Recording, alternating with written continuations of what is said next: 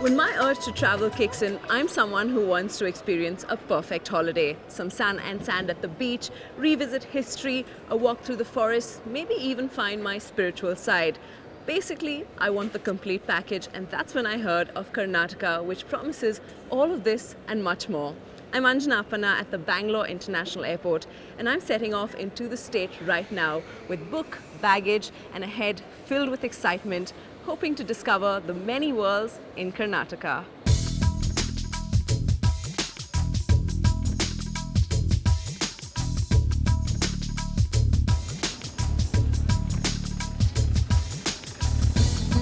Namaskara.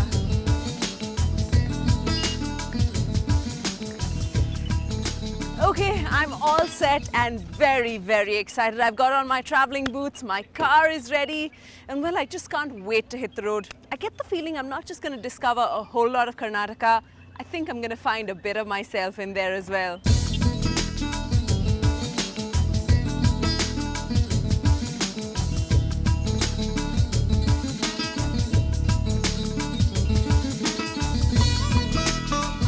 And the journey finally begins with a drive through the picturesque streets of Bangalore, right from the bottom of the state to the tip of it, 735 kilometers away, all the way to Bidar. Super excited and a super wonderful way to start this journey.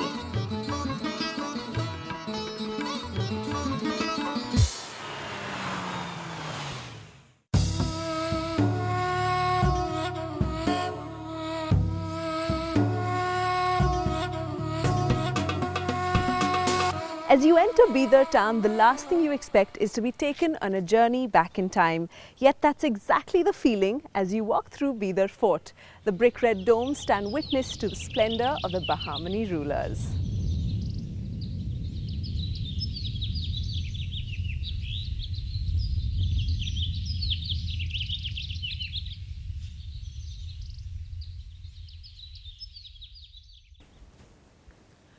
Well, right now I'm here at a palace called the Rangeen Mahal, built by the last emperor that ruled this fort, Ali Bidar Shah, and it is absolutely beautiful. It's called the Rangeen Mahal because of the tile work that lines the entire palace, and it's here behind me as well. The tile works come all the way from Kirman, and there's also some fabulous mother of pearl decoration on the inside. Apart from that, this woodwork, which has lasted all these years, has now become particular to this region, and it's called Bidri. It's absolutely wonderful. After a walk through Rangeen Mahal, make sure you go right on top of the palace for a beautiful bird's eye view of the entire expanse of the fort, where you can truly appreciate the architecture of the Bahmani rulers. Located at the absolute tip of the state, Bidar is a great way to explore the rich textural culture of Karnataka. This fort here, the Bidar Fort, was built back in 1426 by the first Bahmani ruler, Sultan Ahmad Shah Wali, and it truly is beautiful. The pavilions, the palaces, the battlements, the fountains, the gardens, all of it. It has the perfect makings of an Arabian Nights fantasy.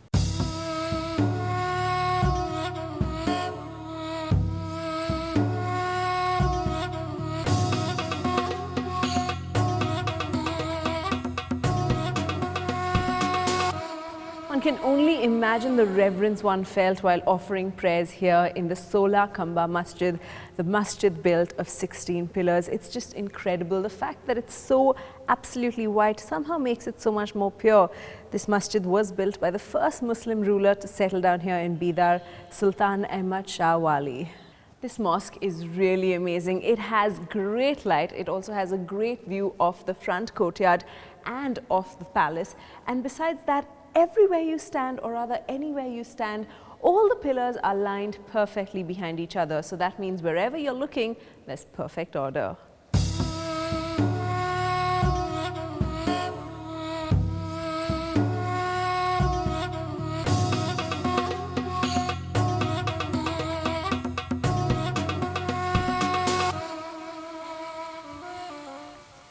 After you've been to the Bidar Fort, the next stop has got to be this spectacular location.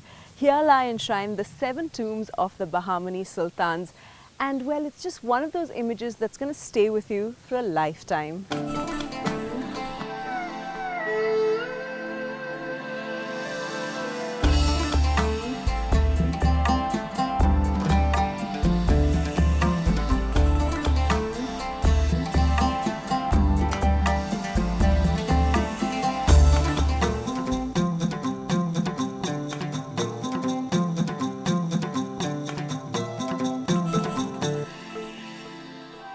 This magnificent tomb here belonged to the founding ruler Ahmad Shah Wali, and it is the biggest of the lot. Now the painting in this tomb runs all the way up to the ceiling, and it's just so intricate and so bright and colourful, and the only source of light here is through the 2 doors. Besides that, what can I say, it just has such a feeling of quiet calm. And legend has it that if you want to make a wish, this is the place for it. If you want to wish for good health, you've got to tie a token of a horse. And if you want to wish for a child, it's the token of a cradle. I'm finishing off my day at this mosque in Bidar, and it has been a wonderful start to this journey. And now I'm moving on to the next district to explore more of the Bahmani rule. I'm on to Gulbarga. I'm here at the Gulbarga Fort and I'm pretty excited. This is where the Bahmani rulers actually started off their kingdom before they headed out to Bidar. And this is also where they fought some really big, great battles like the one against the Vijayanagar Empire. The other thing that's really spectacular about this fort is supposed to be the view not just of the entire fort but also of Gulbarga city. So let's go and check it out.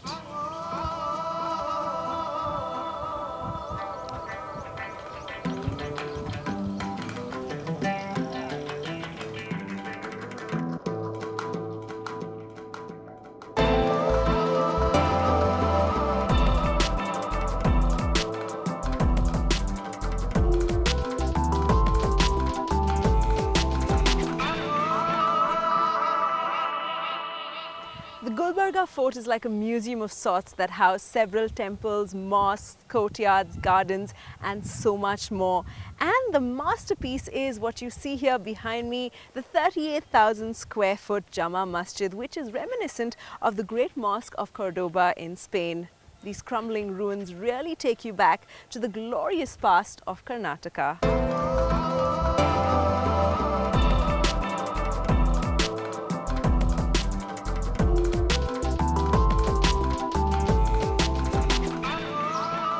Once you step into the mosque here in Gulbarga, you realize it's not as simple as it looks from the outside. The Jama Masjid truly is spectacular in its architecture. It has 126 pillars, 247 arches and 105 domes. Simply spectacular. You've actually got to be here to experience the beauty of this place. After you visited Bidar and Gulbarga, you can truly understand the majesty of the Bahmani rulers. And now I'm on to more history. I'm moving on to the land of the Gol Gumbaz, Bijapur.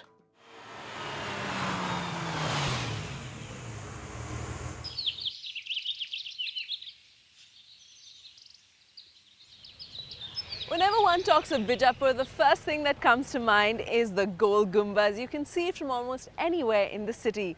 This monument was built by Emperor Muhammad Adil Shah as a tomb for himself 20 years before he passed on. Now that's what I call going out in style.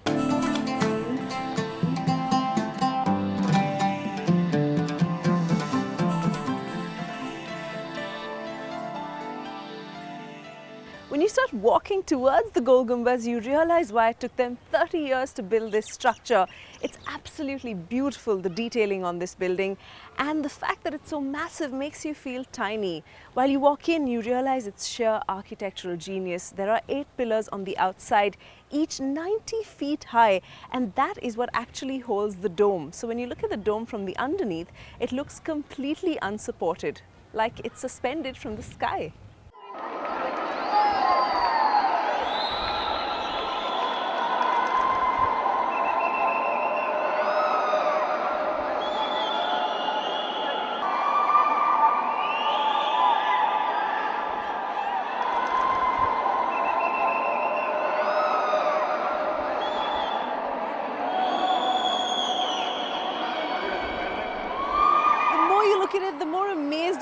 how they managed to put this dome up. And of course, the cacophony never stops because everything you say echoes 11 times over.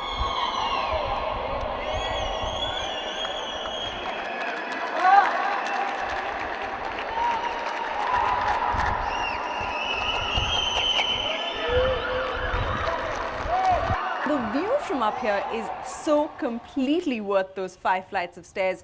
When you're here, make sure you do this.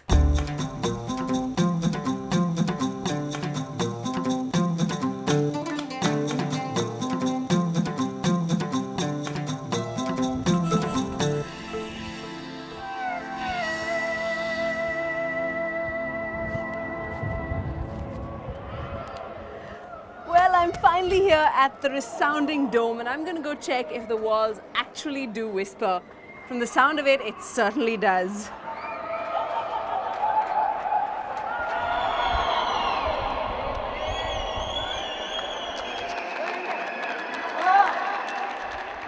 This place is really amazing. The fact that it's so high, it's white, the dome is lovely, it's windy, all of that adds up to the magic of this place. But you know what's really cool? Listen to this.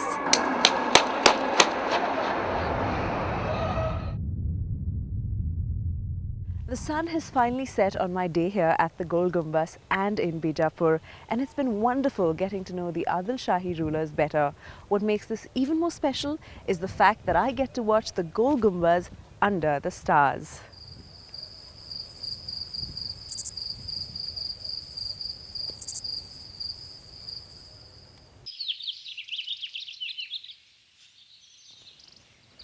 This is the Ibrahim Roza, and as you can see, it is an absolutely beautiful structure. It may not be as popular as the Gol Gumbaz, but the scale of it is just as large. It was built by Ibrahim Adil Shah as a tomb for his wife, but that happened to be the year that he passed away, and so this became his resting place.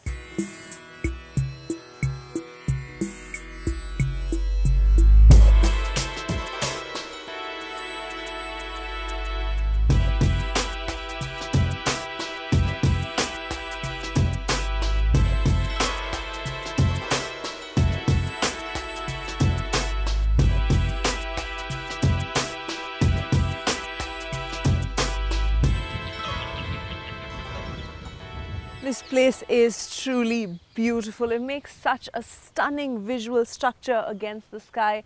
I can see now why it inspired the Taj Mahal.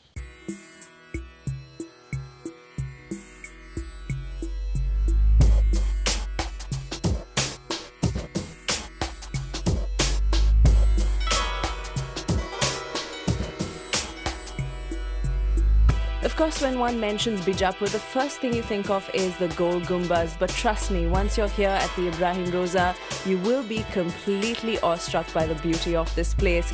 It's quiet, it's beautiful, and it truly is intricate. It's so well appreciated that even the British decided to help keep this monument alive.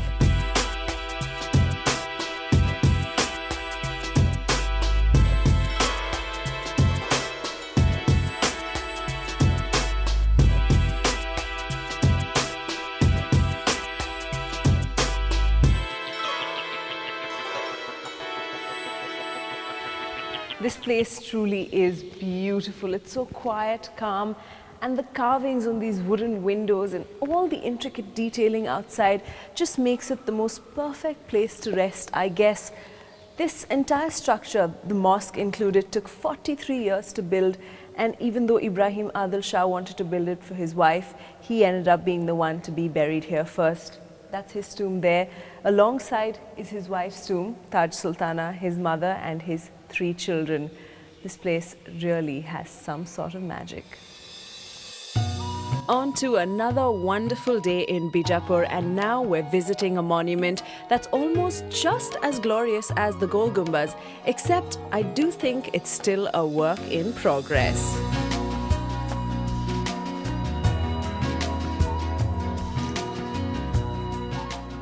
Now we're on to a monument built by the next of the Adil Shahi rulers. Well, this one is the Barakaman, and it's a mausoleum that was being built by Ali Adil Shah, but unfortunately he lost his life in a conspiracy and the monument remains unfinished, as you can see here behind me.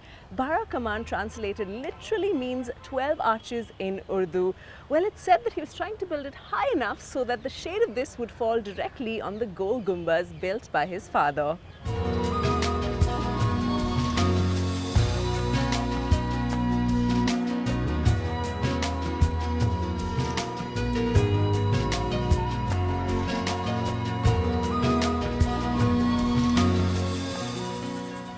Can you believe what this monument would look like if it actually got done? The architect initially built concentric arches, and once the entire wall was erected, he knocked off the innermost arches and just left the ones on the outside. And can you believe that these stones are actually held together by iron rings, not cement? Isn't that really cool? Spent 2 wonderful days visiting royal monuments, and now it's time to go ahead and check out the king of the battlefield. This is the Malike Maidan, and it truly is magnificent. It's not just a weapon, it's also a piece of art. And you'll know what I'm talking about when you see it. The muzzle actually has the open mouth of a lion, and under its carved fangs are 2 elephants on either side. And on top of it is an inscription commissioned by Aurangzeb. It's really beautiful. Now, this weapon weighs 55 tons, and when they had to transport it from its original spot to this one here, they actually used 10 elephants and 400 bullocks to get it here.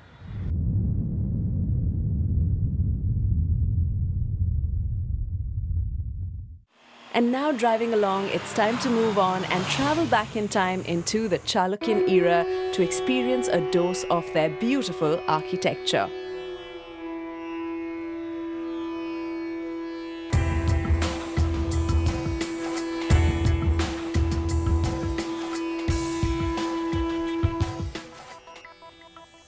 I've traveled to Bagalkot district, and right now I'm in Aihole. What a wonderful little place. This is called the cradle of Indian architecture, and once you get here, you can see why it's called so. There are over 120 temples in this area, and primarily because during the time of the Badami Chalukyas, that was between the 6th and the 8th century, this was sort of an experimental ground for architecture where practical lessons were held, where architecture was taught. Most of these temples were built in sandstone, and it's absolutely wonderful the kind of work that's been done on it. Now, this temple you see here behind me is called the Durg temple, or the Aditya temple, dedicated to the sun god. When you walk into the temple, you see that, it's not just about great architecture and carvings. Of course, visually, it's tremendously appealing. But when you look around, you see stories that make you realize the cultural value of this temple itself. The story of the Ramayana runs along the entire walls of the temple. On top, you have stories or anecdotes from the Mahabharata, and images of gods and goddesses surround the temple. So those who came here didn't just learn about architecture, they learned about life, they learned about religion, and they learned about karma. And the other thing that I thought was really appealing are these images of Mithuna couples, or happy couples as they're called, that surround the temple. I guess this also indicates a sense of society and a sense of culture. The fact that such importance is given to relationships, to love, it really makes the Chalukyan period something absolutely magnificent. It was on these very grounds here in Aihole that the seeds of Indian architecture were sown. Every style was explored and every style perfected right here, creating a style particular to India. I'm at what is the oldest temple in this complex and in fact in this area. It's called the Ladkan temple. Currently it's named after a Muslim saint who made this his home. But back in the 5th century, which is when it was originally built, it wasn't a temple. It was actually a conference hall for traders who came here, and it held up to 500 traders. It later became a temple with a linga and a Nandi statue actually being placed. One of the most amazing things about this is that it actually has the emblem of the Chalukyan Empire on one of these pillars, and it's actually also a double-storied temple if you look at it. It's absolutely incredible to think that it was built way back in the 5th century, and here it is still standing as a proof of the absolute might of the Chalukyan Empire.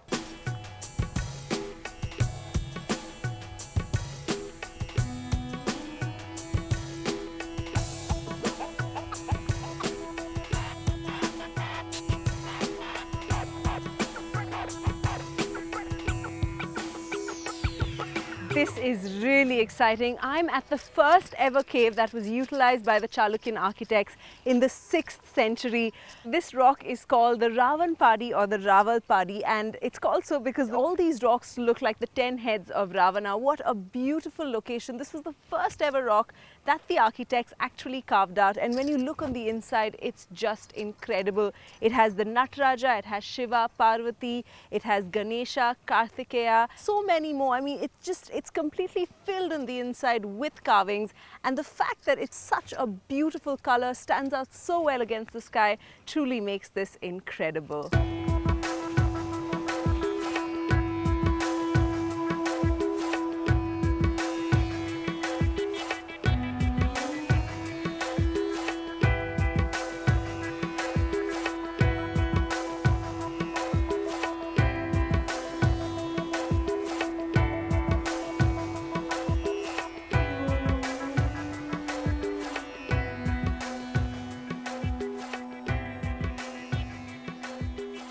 I've just gotten to the Hochapaya temple, and this temple is actually pretty untouched, which means it's pretty undamaged. So you can actually see the formations of the Mithuna couples or the happy couples.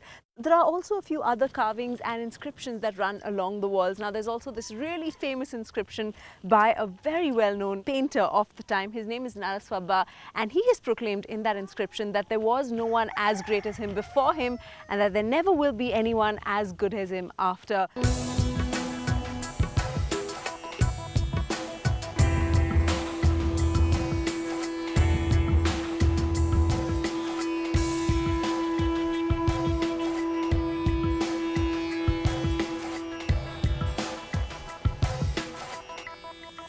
I'm at what's known as the Konth temple. Konth basically means Trishul, and here they're talking about Shiva's Trishul. Now this temple has a big puja at Mahanavami every year, and the architecture is sort of similar to the other temples I've been through today, but a few differences. Like right there, the arch actually has a very Hoysala look about it, what the Hoysala architecture looked like. Altogether, it does make a lovely picture. I can imagine what that Mahanavami puja must be every year at the Konth temple.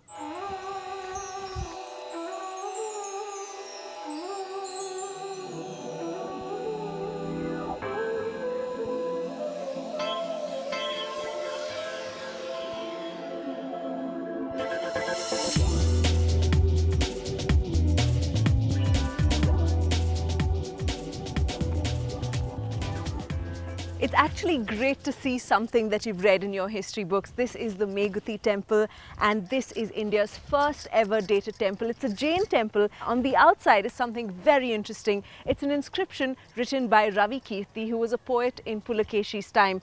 In the inscription, he talks about Kalidasa. That's the first ever mention of Kalidasa. And Ravi Kirti also talks about his own great poetic genius. What an absolutely wonderful temple. I'm sure it's a great sight even from right on top of the temple.